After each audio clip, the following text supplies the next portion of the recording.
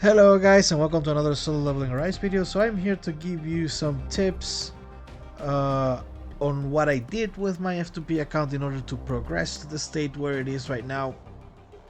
I will try to. I have already a tip guide on early game, but I'll probably cover more tips here that I didn't cover in the previous one. I have already the link in the details, so you can check it out as well if you want to see more tips.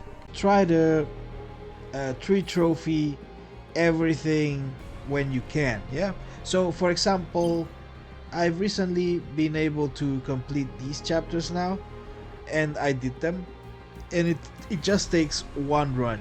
And if you cannot do it, then you just leave it for the next 2-3 days or next week, but never fall behind on that one. It's actually quite good, not only because of the tickets that you get, so you also get key ticket for completing all the battle missions in the specific chapter, but also weekly we do get a certain reward here.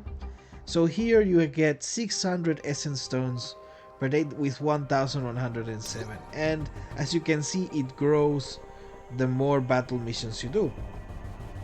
And this is very important for free to play, because this is your 100% sure currency that you never want to miss, and you want to have as much of it as possible. Yeah, so don't fall behind with that. It also helps to get the trophies because of the tickets, and with those tickets you can pull more and get higher ascensions for your weapons or hunters.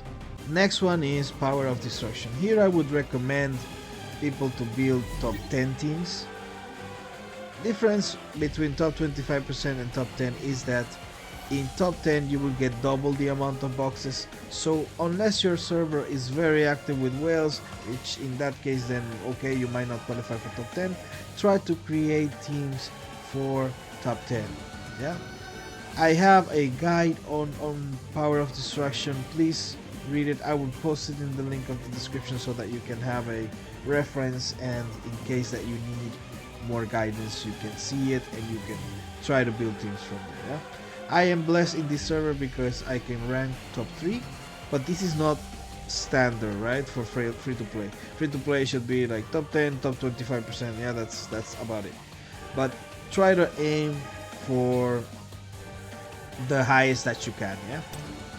The third tip is to not disregard blue gates. Blue gates should be the most gates that you do every day. Main reason being because these materials, even though they're common, they are quite required even on mid game. Because right now I will show you the state of my weapons. I only have 2 level 100 weapons and a level 61, yeah, but yet I have a lot of possibilities of doing weapons. Well, not that many, but what I'm trying to say is that you will have weapons that you want to upgrade. Yeah, that's going to happen most of the time.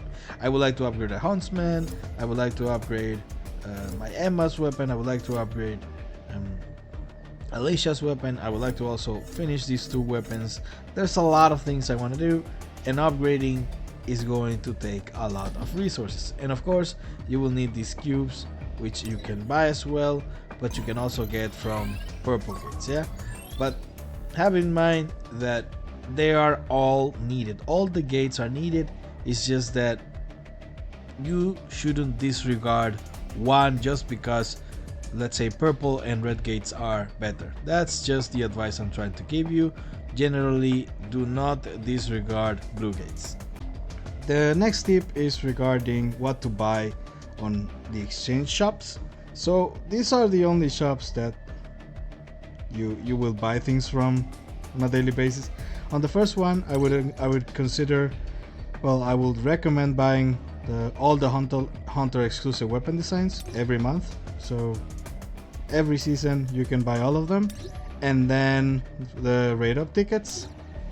And after that, if you have currency, you can buy maybe the abyssal essence, but the abyssal essence you will need in a long while. So you can decide on Traces of Shadow or Abyssal Essence. It's going to depend on you. I will not give you like the need on that. It's more on a case-by-case basis, and then after that you can buy custom draw tickets. For the mana crystal exchange, is just the keys. The keys is the first priority. You should buy that every day so that you can get better gear and progress more with your total power. But if you are in the need of artifact enhancement chips or weapon enhancement gear, you can buy it. This is why I also recommend doing blue gates, so that you need them less every time and you are more able to buy these keys. And eventually, once you have a more leveled mind, so here, as you get levels, you will get a higher mana crystal acquisition rate. So you will get more mana crystals per day and you will be able to buy more stuff.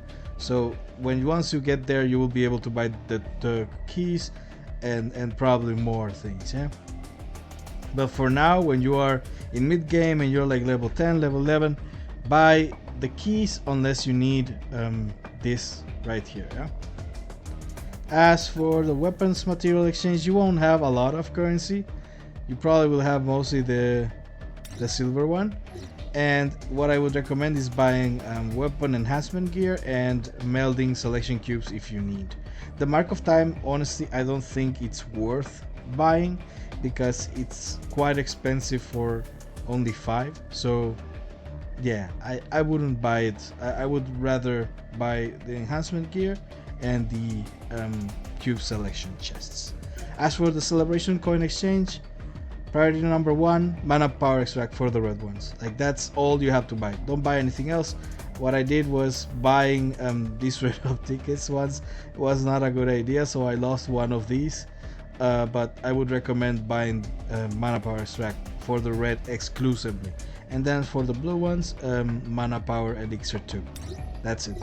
The rune fragments, they're okay, but it's a gamble. So I would rather this, which is 100% stat gain. The next one is focus on Igris as F2P. You might think that with, okay, I'm going to be in the red, I'm going to have these penalties and whatever. You want to have as much critical hit rate sources as you can. So focus completely on Igris until he is maxed, and then you can move on to whichever is next. Maybe Tusk, maybe Blades. We will see when the time comes. If judging by right now, the second one that I would go for would be Blades, but only after Igris is max. You want to have him with his 7% critical hit rate buff, so that you can take advantage of his shadow authority. Don't focus too much on the armory. You can eventually level up all these weapons that you see here, but as you need progression, the best thing is to focus on progression. What this is going to do for you is give you maybe 10,000 more total power.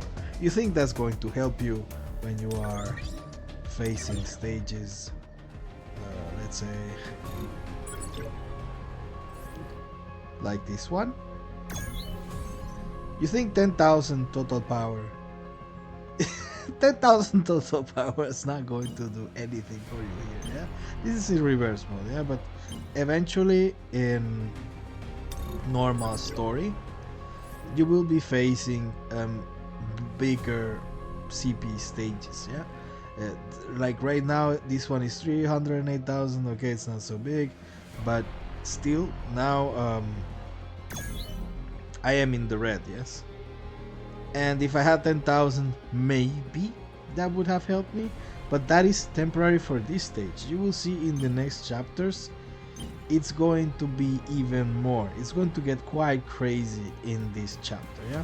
So what I would recommend, and hard as well, yeah? But what I would recommend is not to focus too much on armory. Use your resources on building your hunters and building your team in general, and leave these for maybe end game. Like right now, you don't have resources for that. Focus on specialization over collection. This is a tip only for people that want to be efficient at progression. If you want to be a collector and you have fun having a lot of weapons and a lot of variety of characters, feel free to do that. It is a game in the end, have fun with it, yeah. But some people find fun in being efficient, yeah, so that's how they find the game interesting. And for those kinds of people, I would recommend to focus on specialization. I will give you an example of my case. I've had Seo, Moonshadow, and the Plum Sword since day one. The only thing I've changed so far is Min. So Min, before here it was Emma, and I changed it to Min because I wanted to get Min a 1, and I've gotten 1 Min so far, 1 Seo, and then 4 of each. 4 Moonshadow and 4 Plum Sword. It could have been any variation and it still would have been a great thing. If I would have gotten A2 Seo, that would have been a great thing. If I would have gotten A2 Moonshadow, also a great thing. A2 Plum, also a good thing. It doesn't matter which result you get. You know that you will get at the worst case scenario, every 2 PTs you will get one of these characters. And it adds up. And see, if you don't do it from the beginning, it's going to get even harder to do so. Why? Because as free to play, you don't get so many free currency to be doing PTs all the time, yeah? And that's about it, guys. Hope you find these tips useful. If you have any suggestions or comments, write them in the comment section and I will try to see them as soon as I can. If you like these kinds of videos, please like and subscribe, and I'll see you guys in the next one. Bye bye.